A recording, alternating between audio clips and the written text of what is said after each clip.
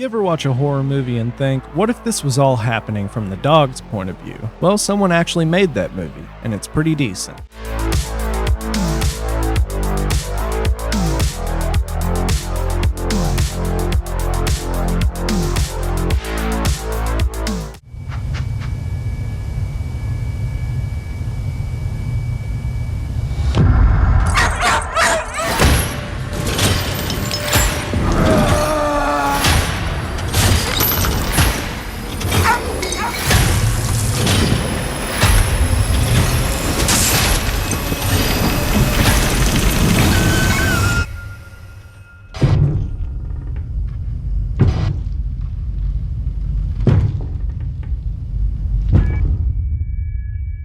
I guess I'm next. I should never have come here.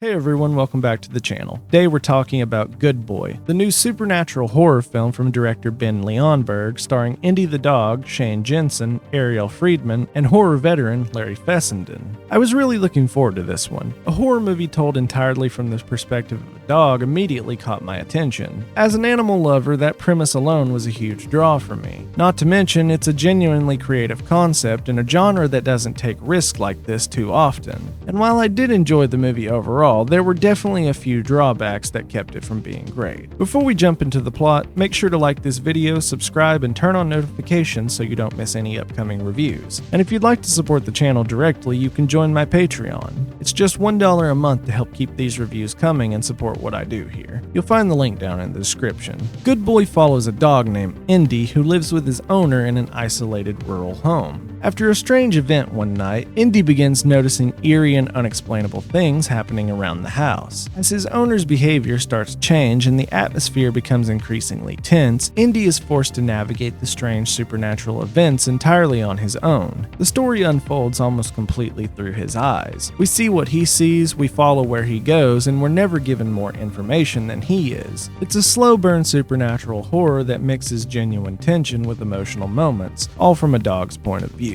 So the highlight of Good Boy is easily the star of the film, Indy the Dog. And I know it might sound weird to say this about an animal, but Indy genuinely gives one of the best performances I've seen from a dog in any movie. His reactions to every creepy noise, shadow, and sudden movement feel completely authentic. You can tell this wasn't easy to pull off. Director Ben Leonberg apparently spent over 500 days shooting this movie, and that level of patience and dedication shows. I can only imagine how difficult it must have been working with an untrained dog as your main character, but they somehow managed to build an entire narrative around him without ever breaking the illusion. The film sticks fully to its concept. You rarely ever get a clear look at any of the human characters, and everything is filtered through Indy's limited understanding of what's happening. That commitment to perspective really makes this movie stand out. If you're an animal lover, you'll get attached to Indy almost immediately. There are several moments where you'll be on edge just hoping he's okay. It's surprisingly emotional at times. I also have to give Leonberg credit for taking a creative swing like this. You don't see many filmmakers committing to such an experimental idea, especially in horror. It's the kind of bold concept that could have easily fallen apart, but it mostly works. Visually, the film offers some genuinely creepy imagery. It doesn't rely too heavily on jump scares. There are a few, and they're pretty telegraphed, but the real horror comes from atmosphere and visual storytelling. When the supernatural elements start to kick in, there are some really cool haunting shots that stick with you. And without spoiling anything, I really liked how the film ended. The final stretch leans into a more emotional and almost poetic tone. The conclusion can be read either literally or metaphorically, and it ties everything together in a way that feels satisfying, even kind of sad and moody in the best way.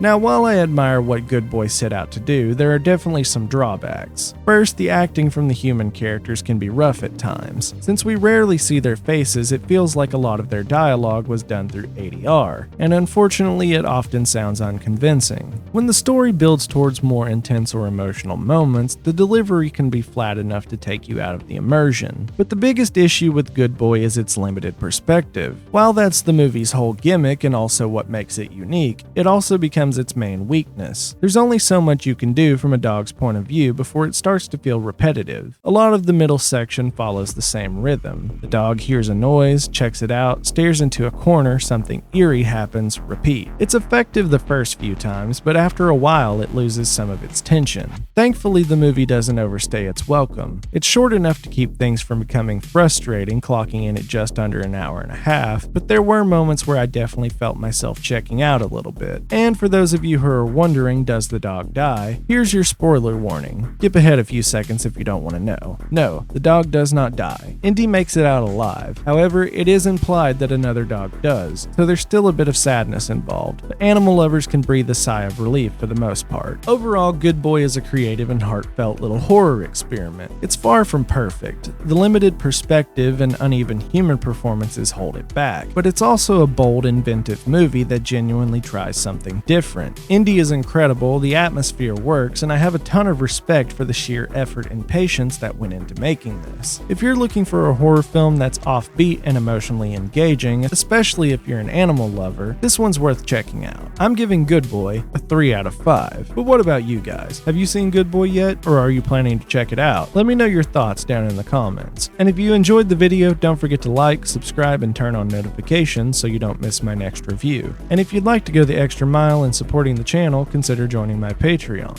It's just $1 a month to help keep these reviews coming, and every bit of support means a lot. The link's down below. Thanks for watching, and I'll see you guys in the next one.